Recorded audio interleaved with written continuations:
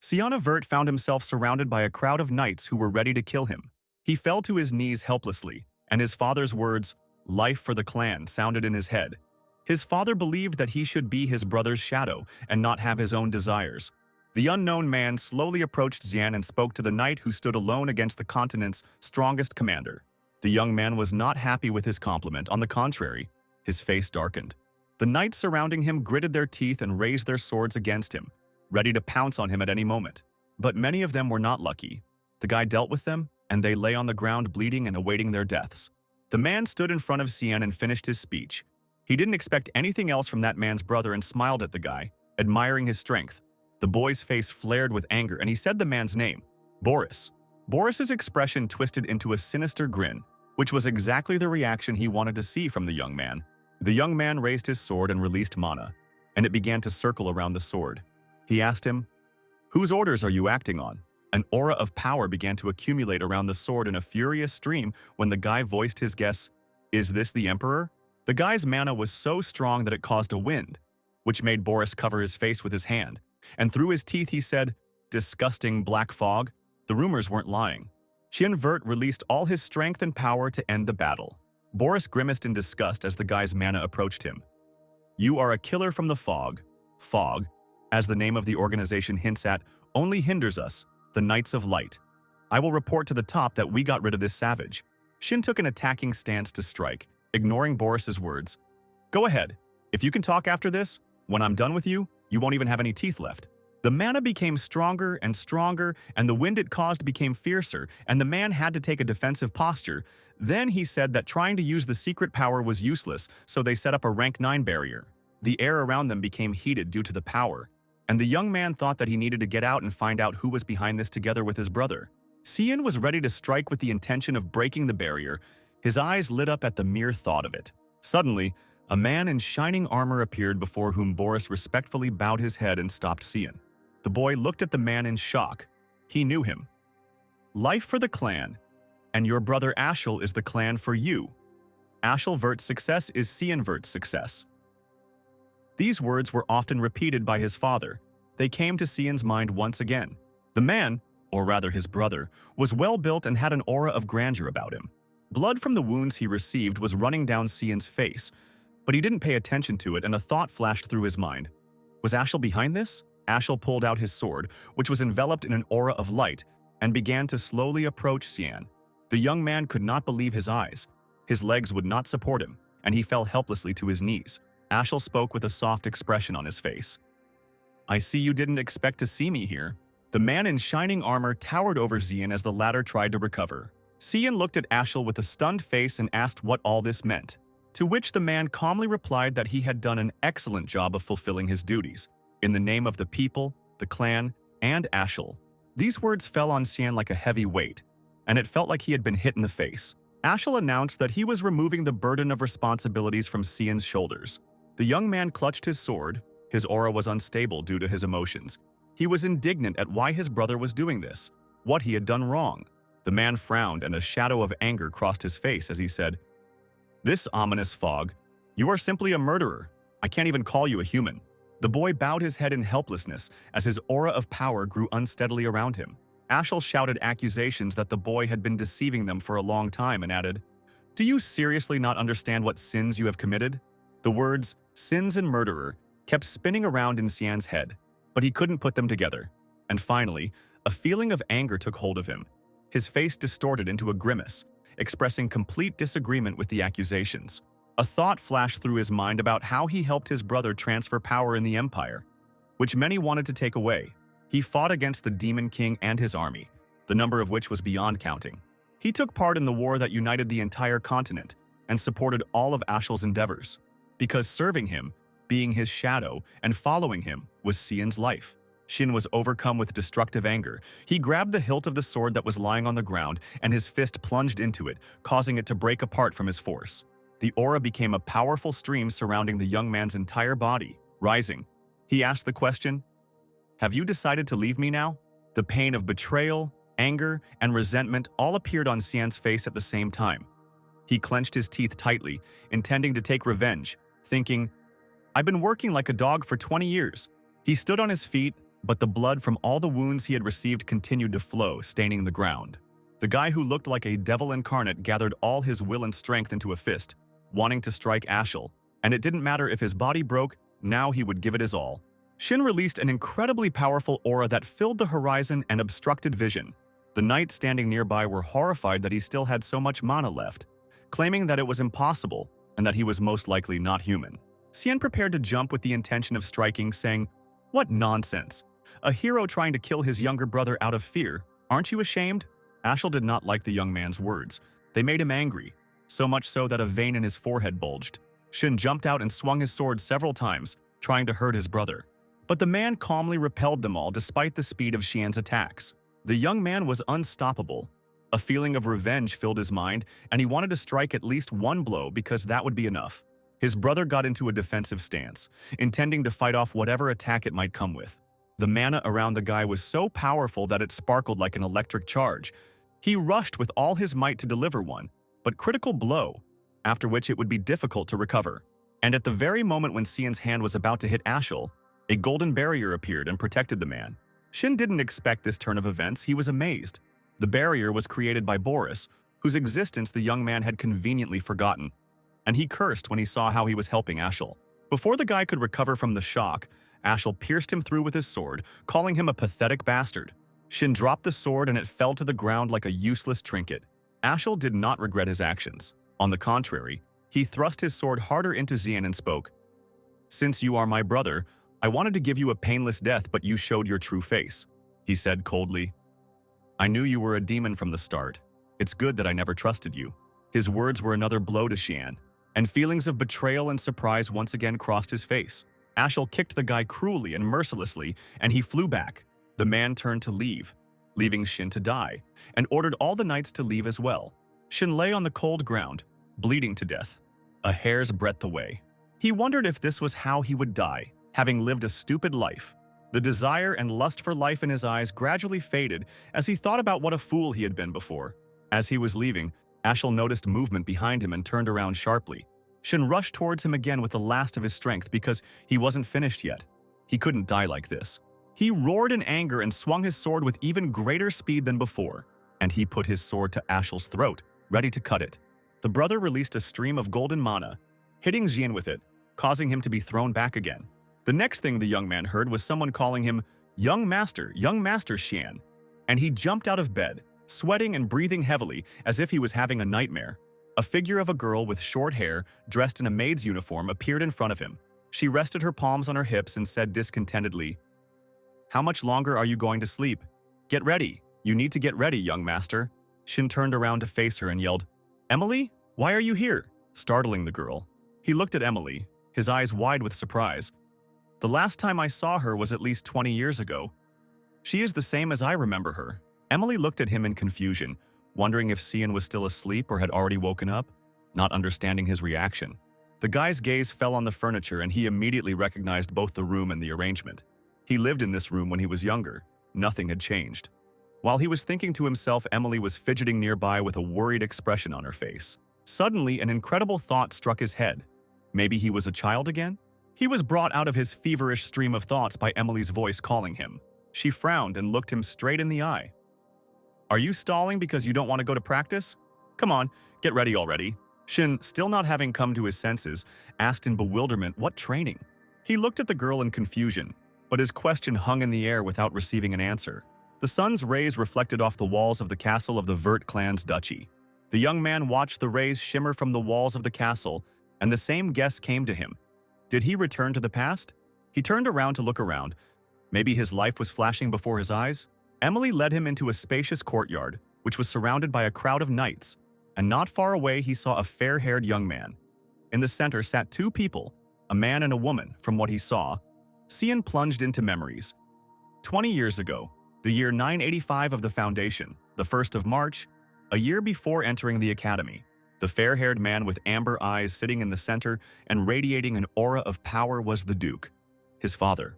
He slouched in his chair with a gloomy expression on his face, waiting for the annual training duel. Shin's opponent was the blonde boy with the cheeky smile he had seen earlier, his half-brother, whose name was Kranz, and who was the same age as Xian. The woman sitting next to the Duke was his wife, and also Kranz's mother, thanks to which the blonde received more love, despite being the same age. Shin was a bastard, and after he was humiliated in this duel, he couldn't stand it and started crying, which is why he became a laughingstock. After this incident, his father turned away from him. He fell out of favor with the Duke, and he stopped paying attention to him. The memories came to an end. Now Cian watched as Emily worried about him and tried to persuade him to give up. He calmly replied, "It's okay, I just need to win." But he noted to himself that even the maid looked down on him. He pulled out his rapier, ready to duel again. But something was wrong, the young man thought, holding the weapon in his hands. "It's just a rapier, but it's so heavy. My strength is exactly the same as it was at this age." And Emily stood behind him, showing her support in every possible way. Shin gripped the rapier's handle tightly. The sensations were extremely realistic, and he thought that this was definitely not a dream, and this was clearly not life flashing before his eyes. He had never had any spells capable of creating such a strong illusion. The guy's face became determined. He frowned. "Maybe I really did go back to the past?" Shin stood in front of Kranz, who was always happy to make fun of him, which he did not refuse now, asking, "Have you run away yet?" The young man did not pay due attention to his half-brother's words. He turned to look at the king. "If I really went back to the past, maybe I can change the future." The Duke raised his hand and gave the signal to begin the duel. Kranz rushed towards Cian as soon as the signal was given to start, still calling his brother an idiot. He swung his sword and already imagined victory in his pocket, smiling at the thought. But the brother kept his calm face and stood in his place without doing anything, which made Kranz think of him as a slow snail. And finally, his brother responded to his actions, but instead of a grand blow, he simply stepped back. Not expecting such actions, Kranz was unable to change his direction in time. And in the end, he missed and didn't hit Jian. Annoyed by his failure, Kranz gritted his teeth and hissed out another insult about his brother ducking like a coward. In response, Shen quickly knocked the sword out of his hands, and he immediately kicked his brother in the leg, still maintaining an indifferent look. He didn't even take his hand out of his pocket. The blonde's face was distorted with pain and tears welled up in his eyes. He didn't expect such strength from Jian. Finally, unable to bear it any longer, Kranz fell to the ground in front of his brother, clutching his leg tightly to his chest. The blonde's excited mother shouted her son's name, while the Duke watched the duel thoughtfully. Cian's indifference finally disappeared and was replaced by a murderous expression. He looked at his trembling brother with eyes full of hatred, because if he put a weapon to the loser's throat, everything would end. The young man gripped the hilt of his sword tighter in anger, because this was clearly not enough to satisfy him. He remembered how Kranz constantly bullied him as a child, and memories of him beating him flashed through his head. When Xian entered the academy, nothing changed. His brother continued to bully him. The memories angered the young man even more. He gave in to hatred, because if he did not show his brother's place in this life, the past could repeat itself. He approached the face of Kranz lying on the ground and raised his leg to kick. The brother was terrified, sobbing and screaming as Cian's foot approached. The kick knocked all the breath out of the blonde. He lost and fell unconscious, and the Duke ordered Cian to meet him, and even cleared his schedule for this. Standing in the corridor accompanied by the knight, he wondered if his victory was really so incredible. He glanced furtively at the high-class knight Elkin standing nearby, who had been appointed by the Duke himself to accompany Cian. Kranz's mother came out of her father's office with a maid. Apparently the Duke had spoken to her about Kranz, since she looked gloomy. Shin smiled slyly and asked about Kranz's condition without a trace of regret. The Duchess was extremely outraged by such impudent behavior, because it was because of Cian that Kranz got into this situation. Not paying attention to her words, the young man walked past, simply saying that this was the nature of duels and that it was time for him to go to his father. But he froze as soon as he heard the Duchess's next words about how bastards should not be treated like legitimate children. She wanted to get to him where it hurt, so she added that he was the same as his mother, who was a dirty woman, that he should be grateful because he could beg for food on the street instead of living here, that he had no right to fight back. She managed to touch Cian.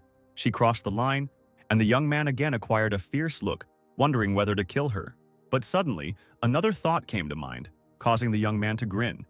He would not kill her, because he knew a better way to make her suffer. He would torture her slowly and painstakingly. He said that he would go to the academy with his brother, to which the Duchess looked at him in confusion.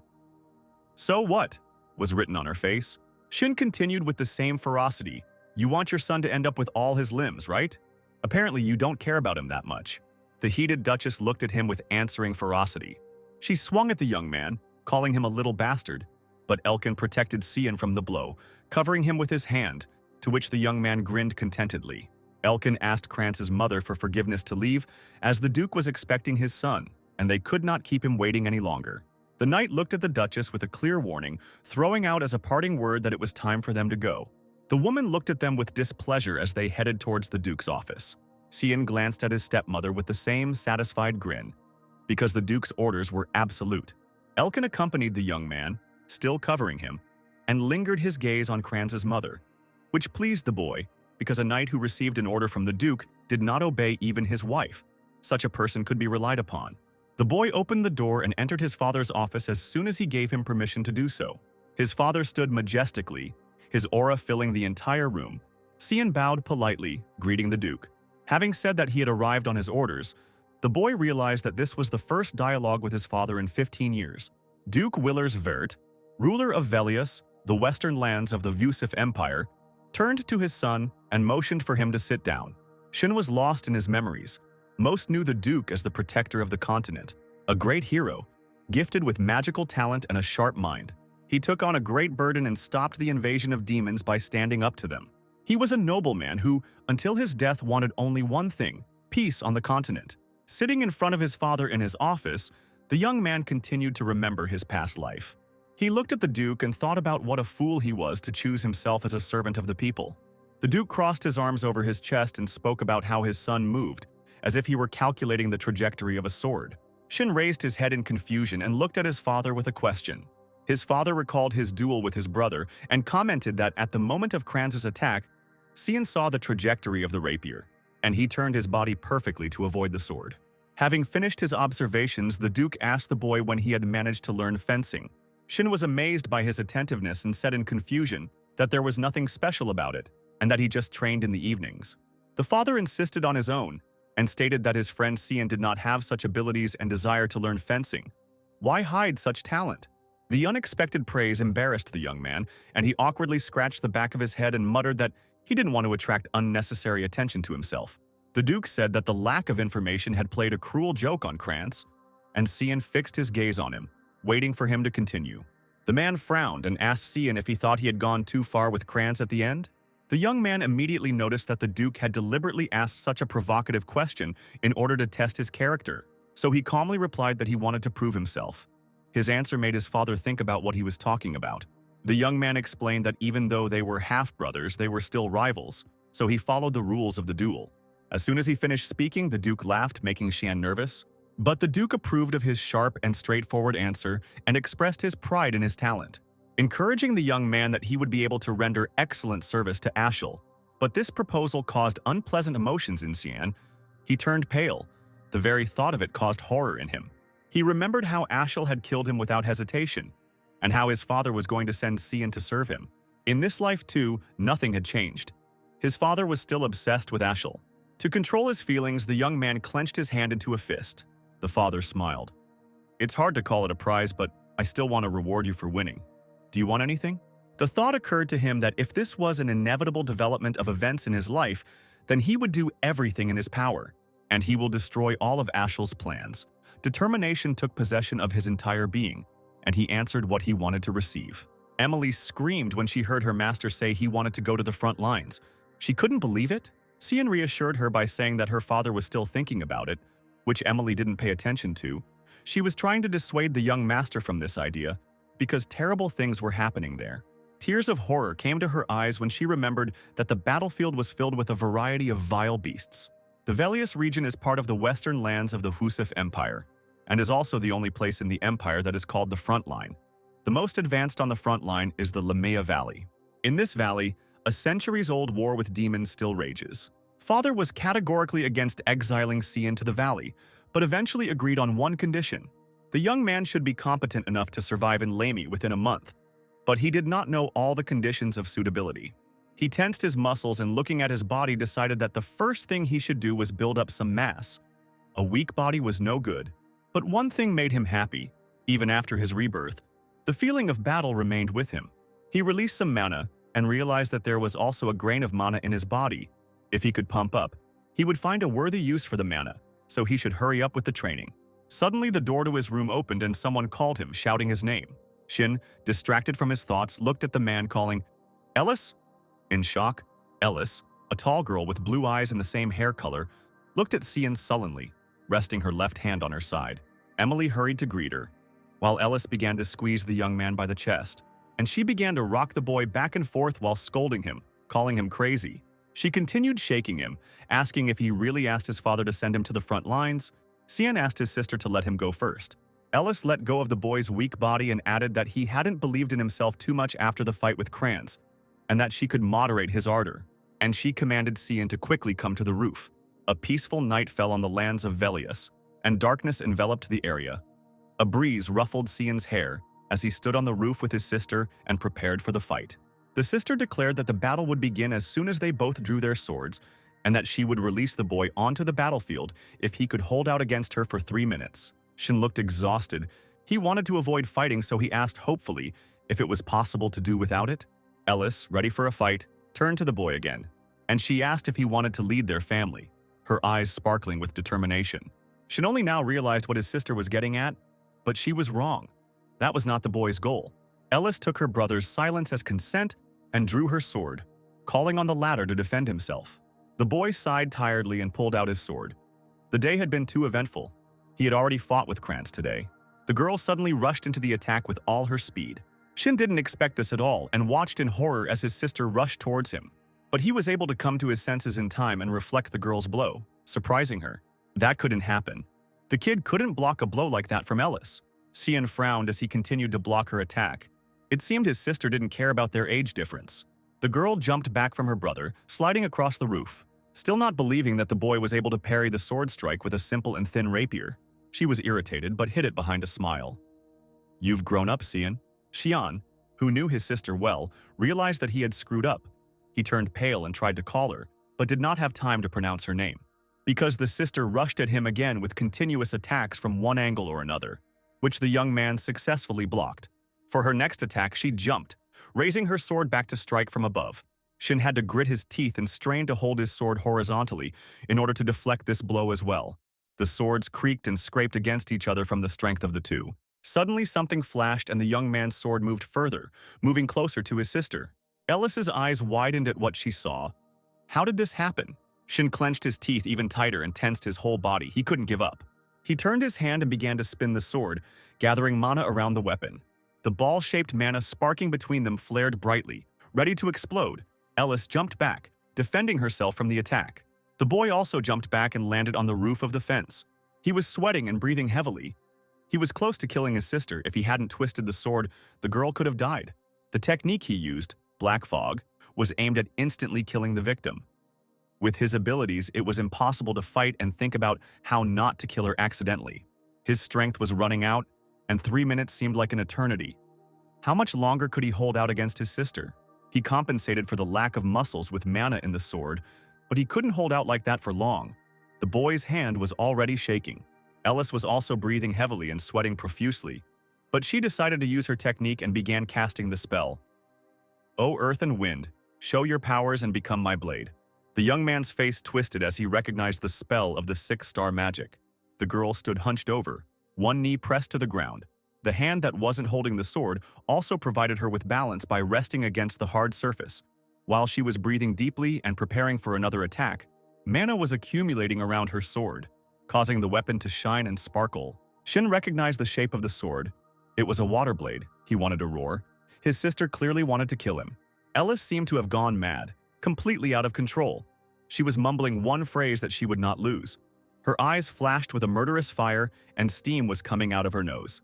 The young man quickly figured out that if he blocked the next blow, he would simply be sent flying.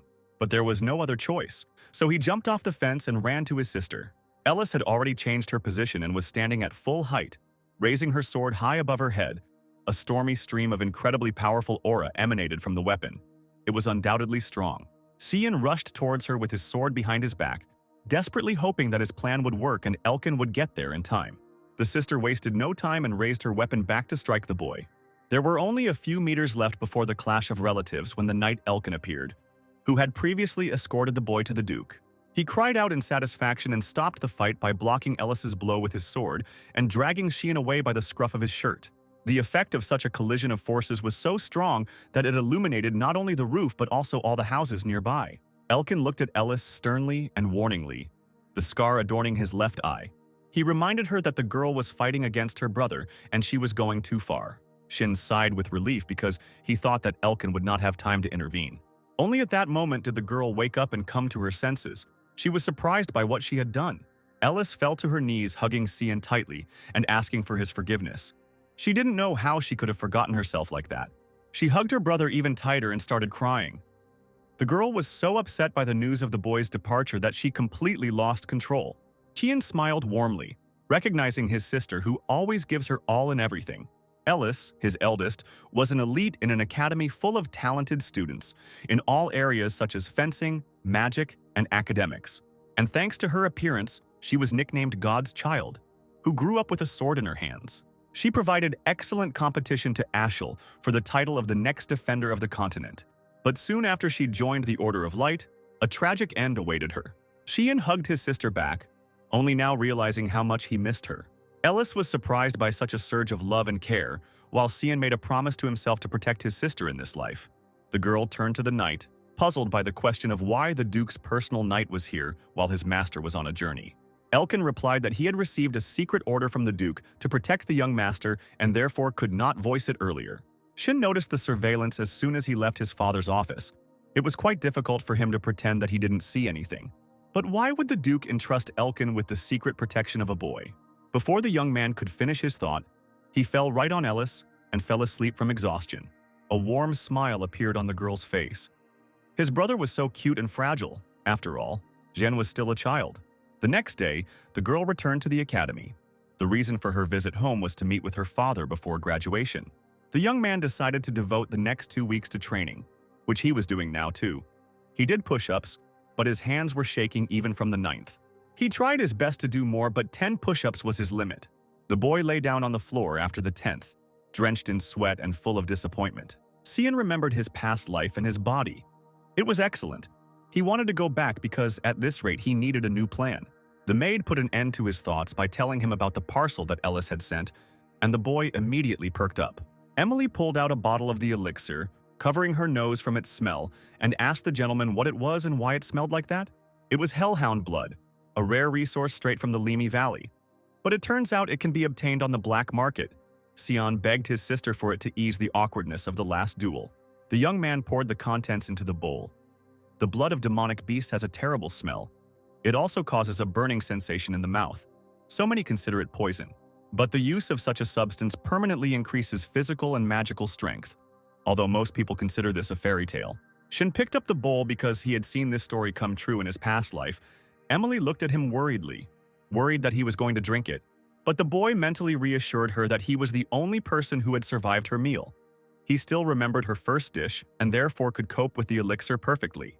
Emily's first course was mushroom soup, after a spoonful of which the boy's pulse returned with difficulty.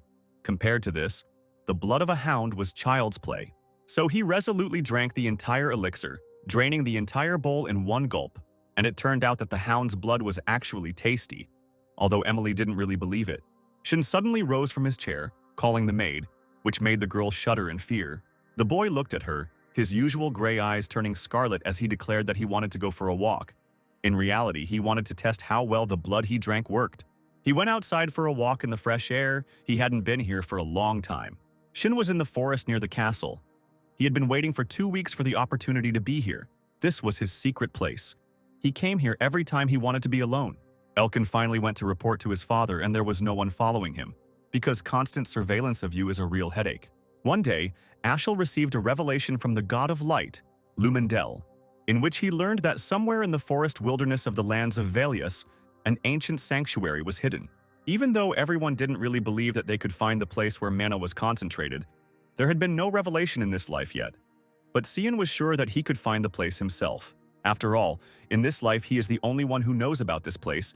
He concentrated mana in his palm, smiling triumphantly at the thought of finding the sanctuary. The boy pressed his hand to the ground and struck, the magic quickly spreading to the area of the strike. His brother Ashel couldn't even imagine in his wildest dreams what Cian was about to do. He smirked at the thought. The concentration of aura with which the young man struck the ground did its job, tearing the earth apart from where the entrance to the dungeon was visible. The young man walked down the stairs that led down. This place was different from what he remembered. In ancient times, before the war between demons and gods 300 years ago, which turned the entire history of the earth to dust, this place was used as a sanctuary of the god Lumendel, known as the god of light. Cian went further down the stairs and wondered how such a place could have ended up in the forests of Velius. Finally, he stopped and saw a sword that was glowing even from afar. This sword was the master of the sanctuary. Long ago, on August 12, 999, humans managed to free Velius from the demonic invasion, but ordinary humans were no match for them. But the course of the battle was changed by ancient relics called the Weapons of the Gods, and quickly brought humanity to victory. One such relic was Durandark, a holy sword blessed by Lumendel that played a key role in driving out the demonic army. But after God's revelation, the sword passed into the hands of Ashel, and with this same sword he killed Cian in his past life. The boy came close to the weapon. He thought that perhaps it was with the help of Durandark that he returned back. He touched the sword lightly, his palm sliding lightly over the body of the weapon. But as the boy thought, there was no reaction from the sword. Cian, terribly upset by this, kicked the sword in anger, and he said in irritation, "You just ruined my mood. What a holy sword. I don't need you anyway." The brighter the light, the thicker the shadows, so the next sword can be taken as the shadow of the first. However, this was not the case, and it was this sword, completely different from the holy one, that Cian needed. The young man began to descend towards the shadow of Lumendel's sword. He sank to the ground, smiling warmly at the dark sword. Squatting, he placed his hands on the floor, preparing to open the entrance. Behind the altar there was another room where what Cian needed lay. The boy began to release mana, activating spells to get inside. The entrance opened and he quietly entered. From the place where he stood, a sword shrouded in red mana was visible. He began to approach him, full of joy to see the weapon again. He grabbed the sword by the hilt with a grip that was familiar to him, because this was his partner in his past life, Kierum. As soon as the young man grabbed the sword, a reaction followed. The sword greeted him, responding to his flow of mana, and the young man's eyes flashed red again. The entire room was illuminated with scarlet mana, the weapons glittered from the light, and Cian was incredibly happy about the long-awaited meeting. He shook the weapon lightly, urging the latter to wake up. A satisfied smirk plastered across his face as he tried to wake the sword.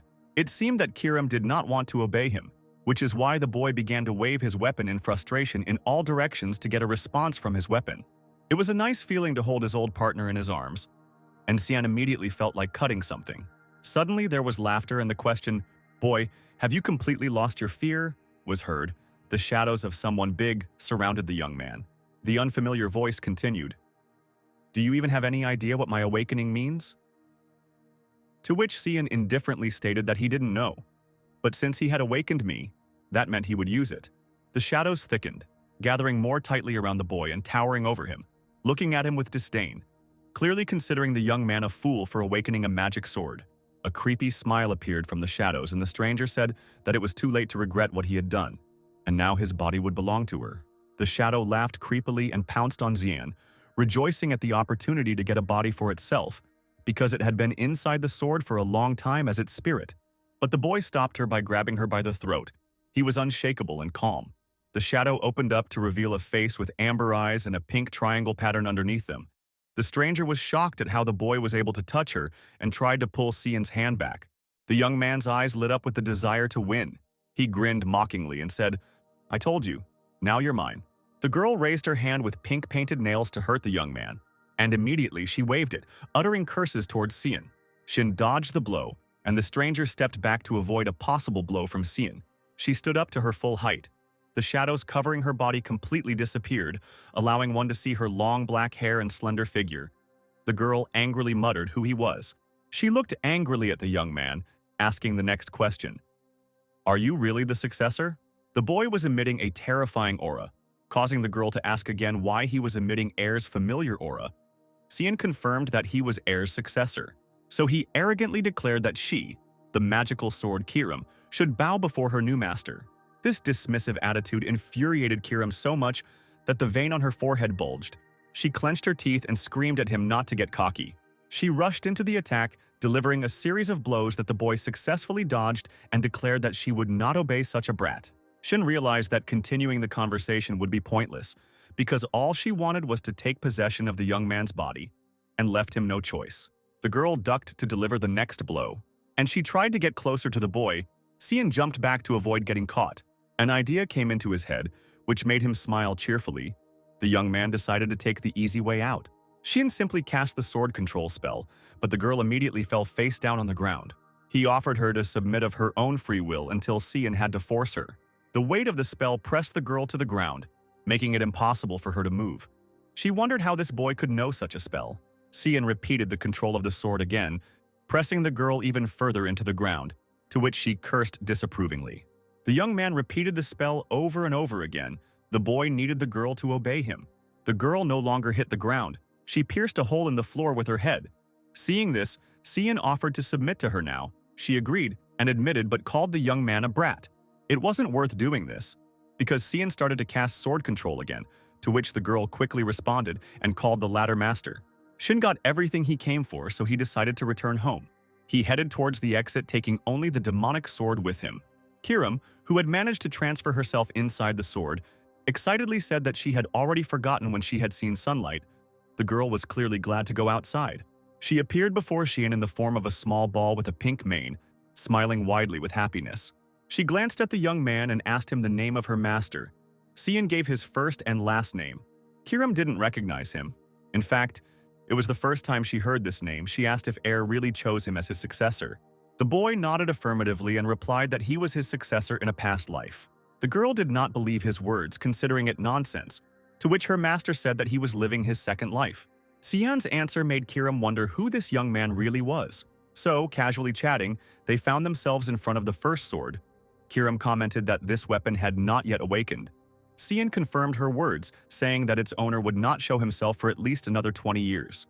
The confidence in his words surprised the girl. She was still skeptical about the new owner. While she was thinking about her own, the boy swung. And with one blow, he cut the base of the hilt of the sword of the god of light, which in the future would have gone to Ashel. His actions shocked Kierum. She begged him to tell her what he had planned and what he was going to do about it. Xian tightly gripped the base of the handle which he had cut with a satisfied grin and dodged the question, simply saying that he had a good feeling. Time passed, and the day came to test Xian's powers, and he left the estate to arrive at the testing site. The wheels clattered, and the young man's carriage quickly rushed forward, gaining speed. Having reached its destination, the carriage stopped and Xian opened the door. He stepped forward, resplendent in his blue-gray uniform, a sword dangling from his bosom, surprised at how quickly time had flown by. Coming closer to his father, he bowed respectfully, showing his respect. Next to him stood the knight Elkin, and a crowd of other knights gathered nearby. The Duke asked him anxiously if he still wished to go to the front line, because this was his last chance to refuse. Xian looked impatient. He was eager to be there, so he replied that he would not refuse because his heart was already on the front lines. Hearing his answer, the father ordered Elkin to release the one with whom Xian would fight. The knight immediately obeyed, and after bowing pulled out a roll of paper. The boy was surprised. It was not ordinary paper, but a magic scroll with which someone is summoned. Elkin opened the scroll and used summoning magic. The magic symbols on it turned red, indicating the work had begun. The symbols grew larger and appeared in the air. Mana sparkled around it, and an animal began to emerge from the second magic circle on the ground. She placed her long clawed paws on the ground. It was a huge hellhound with red eyes that resembled blood, and its spine was on fire. It stared at the boy and growled. Shin prepared for battle and smiled contentedly, because they had prepared well for the test, even summoning a hellhound, a low-ranking demon from the Lamy Valley. The young man grabbed the hilt of his sword to begin the duel, and he noticed how the knights surrounding him also grabbed them. Probably they decided to be ready to intervene if something went wrong. Shin looked around at them while his father looked back at him expectantly, and he told his son that if he wants to become a warrior, he must learn to be responsible for his words, so he must pass this test. Standing next to the Duke, Elkin became thoughtful after hearing his master's instructions and became lost in his memories. In the memory of when he was dressed in armor, standing and tightly clutching his sword, the boy approached him, and he asked to fight him. The knight looked at the guy in shock and confusion, not understanding whether he was serious. Xian calmly explained to him that his test was in 3 days, so he needed a sparring partner. He was tired of fighting with thin air. Looking at the man with the scar with hope in his eyes, he clarified that he needed experience in real combat and asked again if he would help him. Knight Elkin thought this was unthinkable due to the difference in strength and suggested that perhaps he would be better off fighting someone his own age, and that Kranz was better suited for the role. But after the last duel, The boy began to avoid his brother, so it was impossible to ask him for help. Elkin paused. This obviously put him in an awkward position. But it would also be inappropriate to refuse the young master, so he agreed, which made the boy happy. The knight made a condition that he would not draw his sword from its sheath and would focus on defense, so the boy could attack as much as he wanted. Shin smiled cheerfully and thanked the man, and also said that he had a request. The Duke must not know a word about his duel with him, and then added that this was no longer a request, but an order. The knight looked at the boy thoughtfully. Not that he told the Duke about it. As soon as Cian had spoken out about all the rules between them, he jumped up and went on the attack. And he hit Elkin with all his might, but of course he managed to block the boy's blow. But the man was surprised. Cian's blow was heavy. The child could not have such strength. Where did it come from? While the man was lost in the clouds thinking about the boy's strength, the boy did not waste time and quickly moved to the left. Once again, surprising the knight with his actions, the young man was indeed fast. Elkin turned towards the boy, but there was no trace of him. Cian flew behind him after the jump, ready to strike at any moment, but the man did not understand when he managed to move there. He got angry about this and decided to become a little more serious. Sword struck sword, attack followed attack, and the battle was in full swing. Shin crouched down and struck from there. Elkin met the blow again. The boy, having gotten a taste for the fight, rushed impatiently towards the knight. He jumped slightly and hit the man. Elkin blocked the blow again. The boy landed on his feet and sighed, saying that the man was still too much for the young man. He put his sword back in its sheath and thanked the knight, who was breathing heavily after the duel, for his help. Elkin looked at the boy in bewilderment, trying to control his breathing, and praised the young master for the work he had done. Cian smiled at his words, also trying to catch his breath, and the man tried to understand when the kid managed to become such a talented swordsman. Elkin's memories ended and he looked at the boy who was about to fight the hound, and he confidently concluded that after their battle, this test would be more for the hound, and not for Cian. The dog did not waste time and rushed at the young man. The boy pulled his rapier out of its sheath and prepared to defend himself. The hound jumped on the boy, opening its mouth. It clearly wanted to eat its opponent. The demon's eyes flashed with warning and saliva dripped down. But Cian was not afraid and met the dog with a counterattack, causing it to fly back. And he looked at her from under his brows. He was still too weak to face the demon head-on, so he needed to finish quickly. The angry hound growled, and Cian decided to defeat it with one blow, so he put his second hand to support the first one to make the blow stronger and more precise. At the moment when the demon attacked, baring his teeth, the boy struck with all his might and chopped off the dog's head. And finishing the fight, he threw his sword in a jump and the weapon pierced the beast's forehead. All the knights who were watching were surprised. They did not expect the boy to win at all. The Duke, unlike them, grinned contentedly. Shin stood over the fallen beast and felt sorry for it, because the blood of this hound would have been enough for a couple of bottles. He pulled out his sword and decided not to ruin his reputation in front of other people. While he was thinking about his Duke came closer to him and clapped his hands, congratulating his son. He was delighted. What Cian showed was magnificent. The father proudly puffed out his chest and congratulated him on successfully passing the test. Shin bowed low in thanks to his father, as the latter walked away with a satisfied smile. Suddenly a shadow appeared and Kieram's voice was heard calling his master. The dark ball with the pink mane was angry and complained irritably. Did Cian want to use her for cooking or for what? The boy waved it off, asking why she decided so, to which she stated why the boy didn't use her for this fight. She needed fresh blood. She approached the beast almost crying, asking permission to let her try at least a sip. Cian reassured her and told her not to worry, attracting Kieram's attention. She saw him pull out a dark sword with an evil grin and promised her that he would soon wash Kierum in a sea of blood and asked her to wait. But this did not please the demonic. She again looked at him irritably and screamed. Why then the boy woke her up ahead of time. Some more time passed. Cian was already on the battlefield when someone shouted, reporting an attack of orcs from the northwest.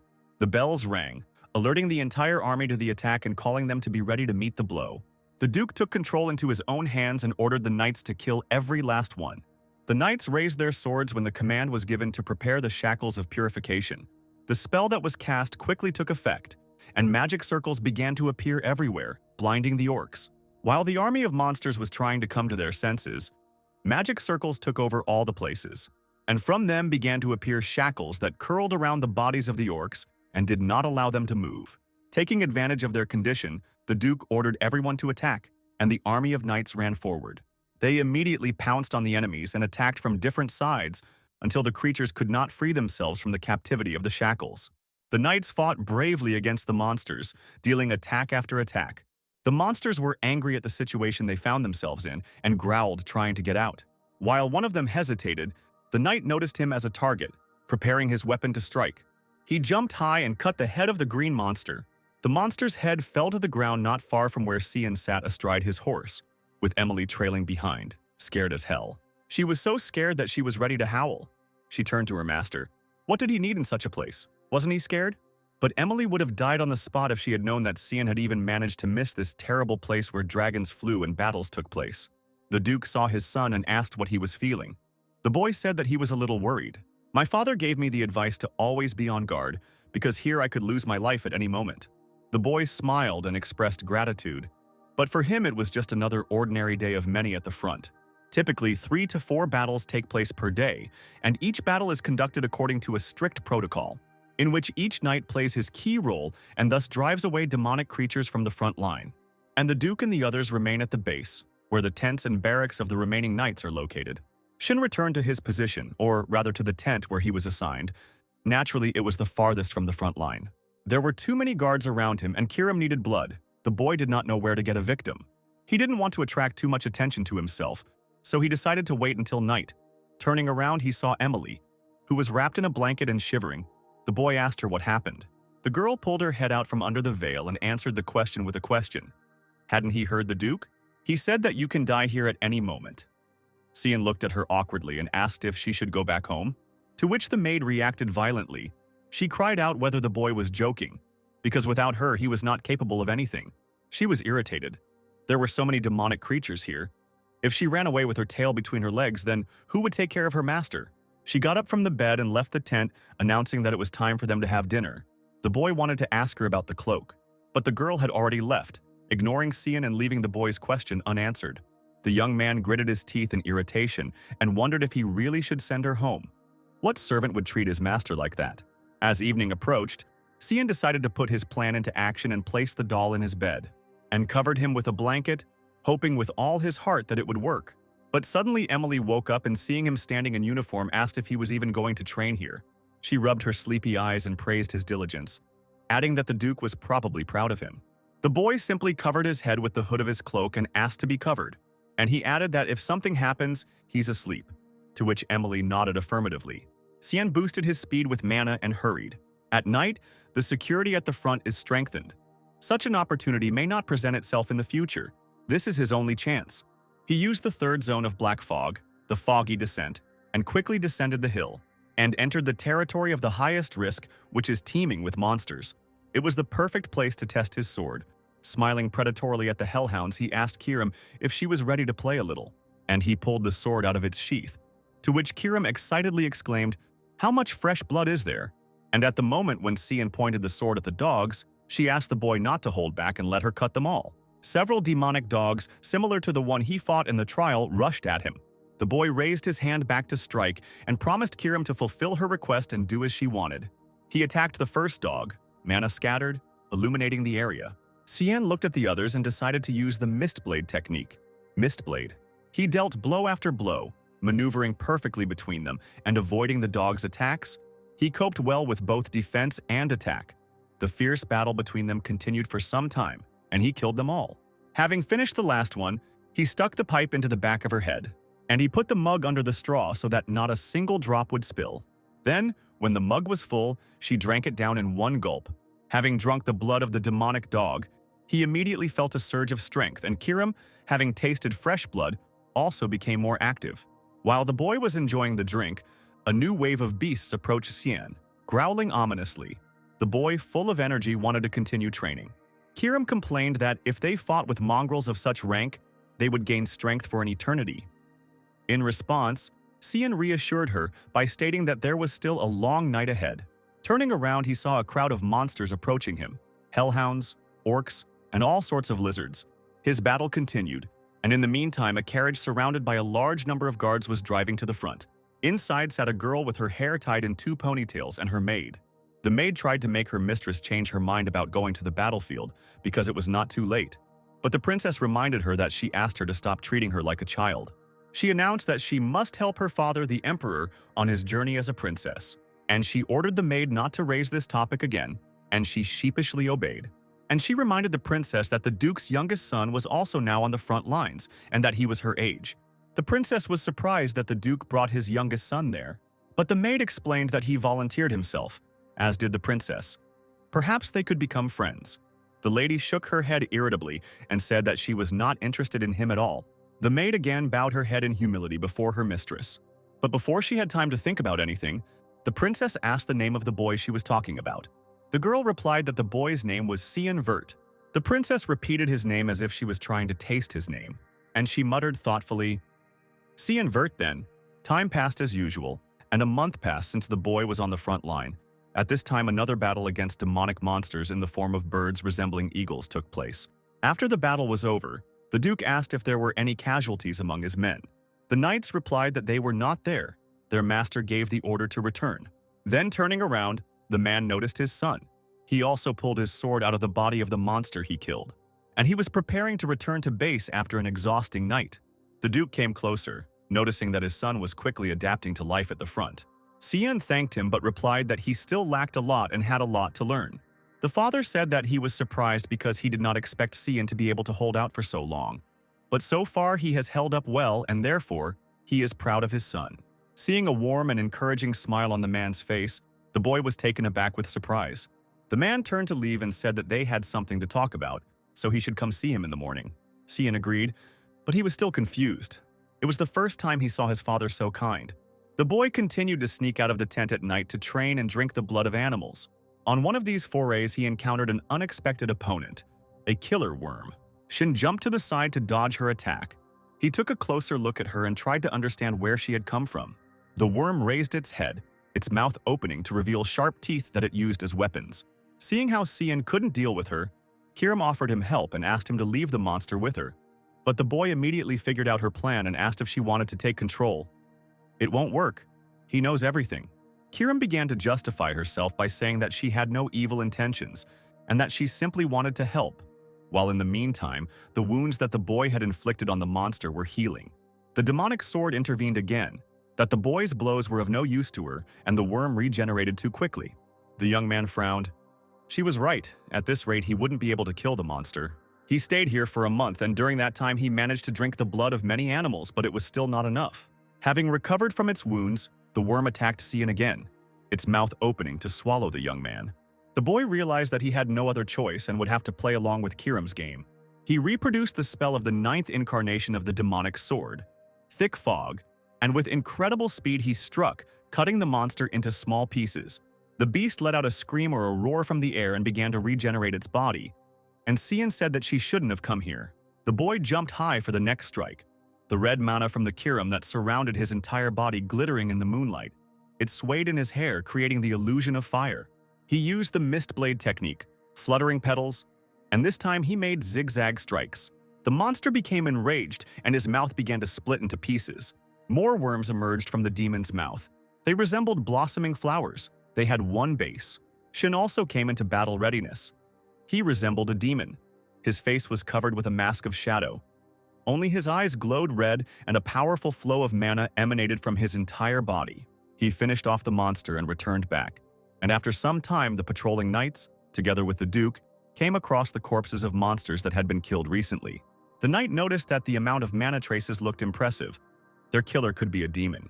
The duke replied that they could not close their eyes if this was the work of a demon, and ordered that the bodies be burned and the area inspected. The man knelt down in front of the hellhound's corpse.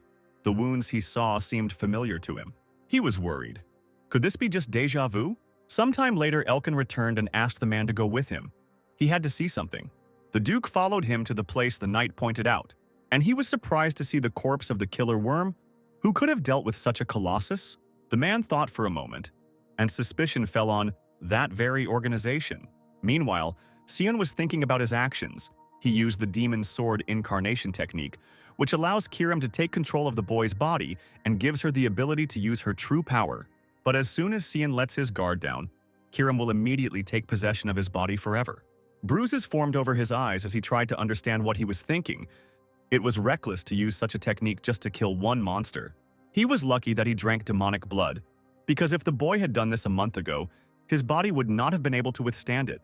although now his whole body ached with pain. He was pulled out of his thoughts by Kieram's voice commenting that she understood how it worked. The pink-maned sphere continued. Even though you look like a child, everything about you says otherwise. She lost herself in her memories and concluded that the boy was keeping her in check very well. He is also well acquainted with the geography of the valley and has a high level of control over the techniques of the mist. Kierum remembered how Cian mentioned that this was not his first life, and therefore she was confident in her guess. She voiced her question. "You are a regressor, aren't you?" The boy looked at her in bewilderment and grumbled that he had said so, but had it really only just dawned on her? The girl got angry. How was she supposed to understand this earlier if he didn't explain anything to her? The boy brushed it off by saying that he was lazy. She had seen him in action and could tell with certainty that killing him was no easy task, and she assumed that he was killed by the owner of Duran Dark, the sacred sword, which means that he either fell in a duel or became a victim of betrayal. From the way he looked at the sacred sword, she realized that it was most likely the latter. This means that his main goal was revenge. Kierum advised to keep in mind that if she noticed the slightest hesitation, she would immediately absorb it. Shin was not at all impressed by her threat and simply slapped her away with his fist and replied to know his place. Kierum rolled back in the form of a ball and fell on a stack of books, creating a mess.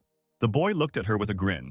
Recognizing her character, she had not changed at all, the same as in her past life. Shin decided not to lie in bed any longer and left the tent, but saw all the knights whispering about something. The boy walked further and saw the same picture. He did not understand what was happening and why everyone was so noisy today. Emily, noticing her master, ran to him. The young man asked her if something had happened. The maid excitedly replied that the corpse of a high-ranking demon had been discovered near the entrance to the valley. Shin winced at the mention of a corpse. Was she talking about a worm? The girl continued that such creatures had not appeared near the camps for a long time. The boy interrupted her, asking if there was anything else. She was taken aback and asked again what he meant. The young man explained whether there was anything else besides the killer worm, maybe some rumors about suspicious individuals. But before Cian could receive an answer, a knight approached him. It was Elkin. He said that the Duke wished to see the young master. A bead of sweat ran down Xian's face. Things were bad. Because the soldiers arrived too quickly, he did not have time to take care of the corpses. He was tense and clenched his teeth without realizing it. His peaceful life was over. But there was no choice. The Duke could have noticed long ago that it was him. The boy plucked up courage and went into his father's tent. He bowed to his father with deep respect, and the Duke turned to face him. And he invited him to sit down. The man seemed to be in no better spirits. Xian was all tense. His heart was pounding like crazy. If his father asked him about yesterday, he would not be able to justify himself in any way. As soon as the boy sat down, the Duke asked him point-blank where he had been the previous night. The boy broke into a sweat and replied that he was too tired, so he went to bed early. The father suspected that his answer was a lie because the marks on the corpses strongly resembled Xian's technique. He frowned, trying to understand if it was just his imagination. The boy assumed the most humble and innocent look he could and asked why such a question. His father found it hard to believe that such a little boy could take down such a huge monster. Cian asked again what was troubling his father. The man replied that he had probably already heard about what had happened near the camp. They are still investigating the matter, but the Duke has stated with certainty that it is the work of the Mist Group. The young man asked again who they were talking about.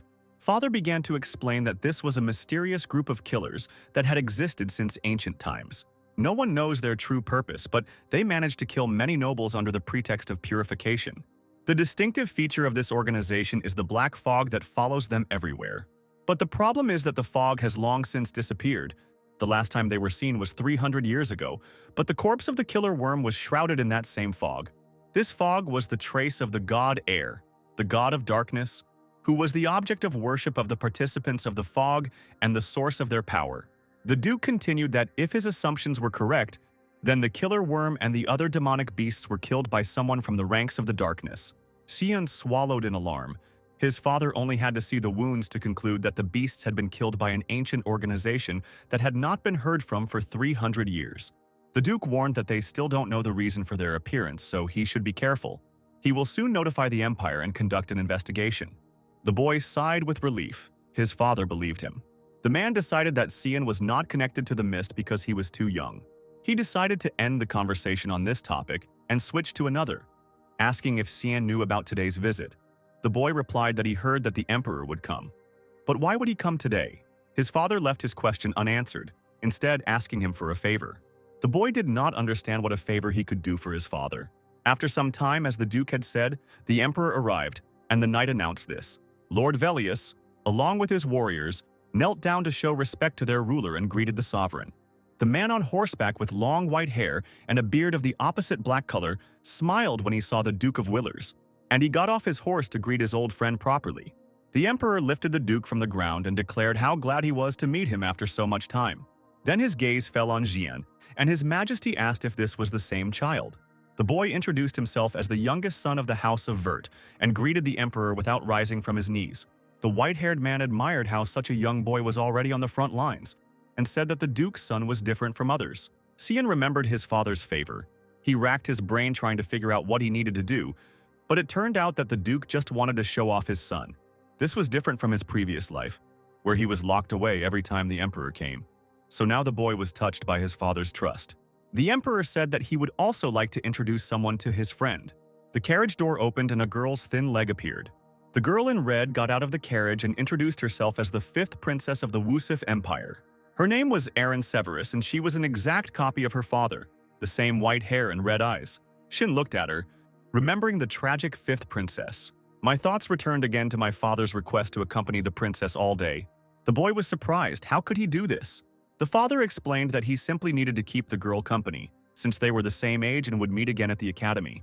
Shin remembered that she entered the academy. It seems he even saw her several times.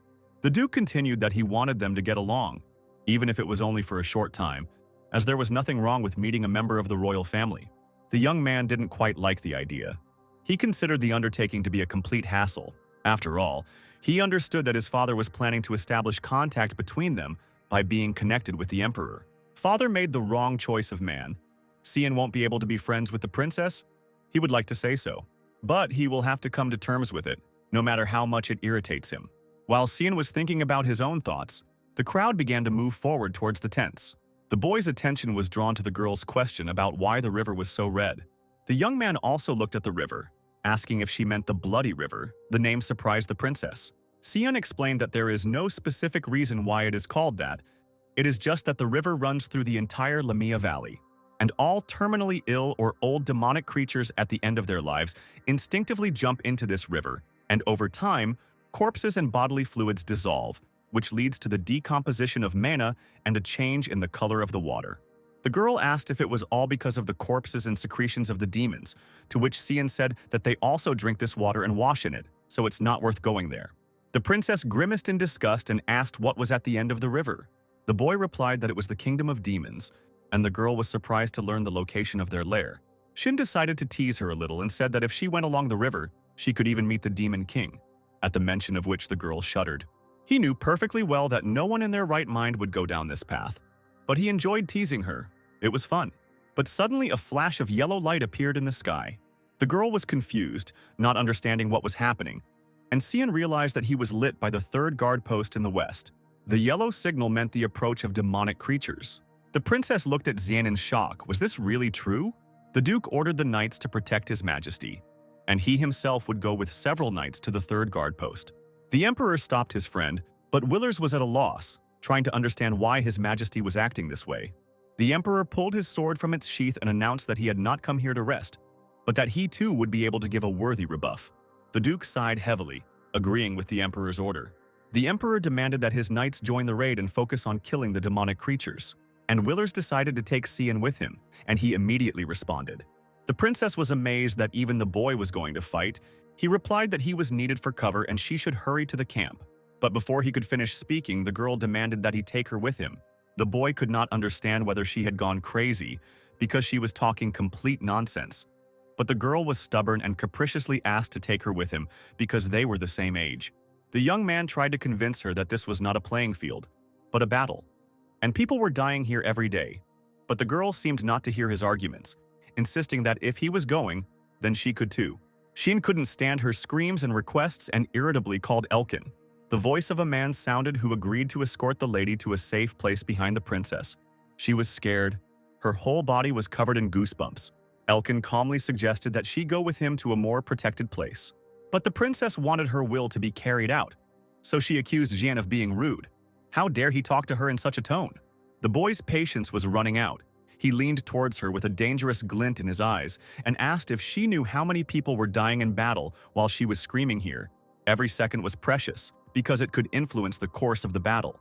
And is the young princess ready to take responsibility for the death of each of them on her shoulders? The girl, unable to withstand his pressure and murderous gaze, burst into tears. Shin hurried to catch up with the others and threw at her as a parting word that she had better go back if she was going to shed tears. 3 people were watching his retreating back: the princess, her maid, and the knight Elkin. Meanwhile, the battle was in full swing. The knights tried to stand against the monsters that looked like bulls, only they were green. So far, the monsters had the upper hand. They had managed to kill several warriors and were breaking through. They seemed to be demolishing everyone who stood in their way. The cries of the knights were drowned out by the clatter of the monsters' hooves. In the jumble of sounds, the Duke's voice was heard giving the order not to retreat and to return to the line. He raised his sword, calling for no mercy to be shown to any of the creatures and for the protection of His Majesty. The motivated fighters rushed into the attack with renewed vigor, ready to kill everyone.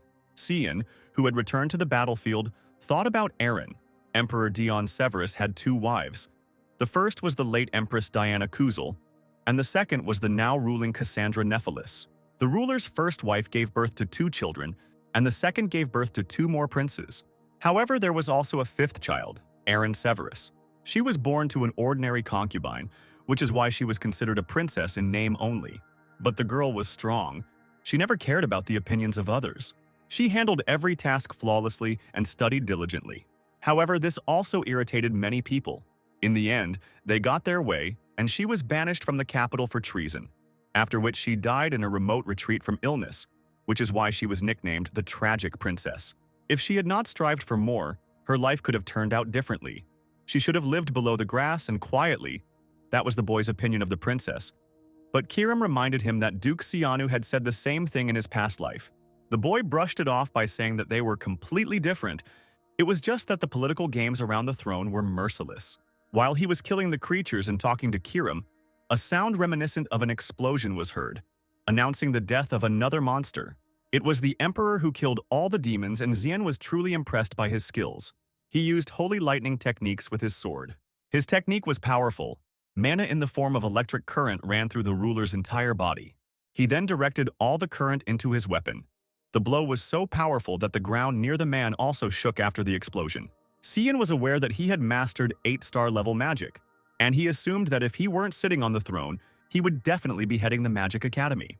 Seeing his power, the boy came up with the idea that performing his duties could be just entertainment for the Emperor. Mid-ranking demons could not cope with such an opponent. After finishing the battle, the Emperor invited the Duke to have a drink, since they had not had a drink together for a long time. But since the Duke was on duty, he was not allowed to drink, so the ruler enjoyed the alcohol alone. The Emperor remembered that his friend Willers was interested in news concerning the Empire, and he informed him that recently people were in horror because of the surge in murders of the nobility. The Duke asked if there was anything in common between the murders. Emperor Dion replied that all the aristocrats who were killed were on the list of bribe takers. Also, dark smoke was often noticed at crime scenes. Does this give rise to any thoughts? The man thought for a moment and replied that most likely the followers of the darkness began to move. He saw something similar yesterday near the camp. The ruler considered his words to be correct. It was worth checking everything carefully. He refilled his glass and said that he was even glad that they had removed the garbage. But still, it was impossible to just sit while the empire was full of unrest.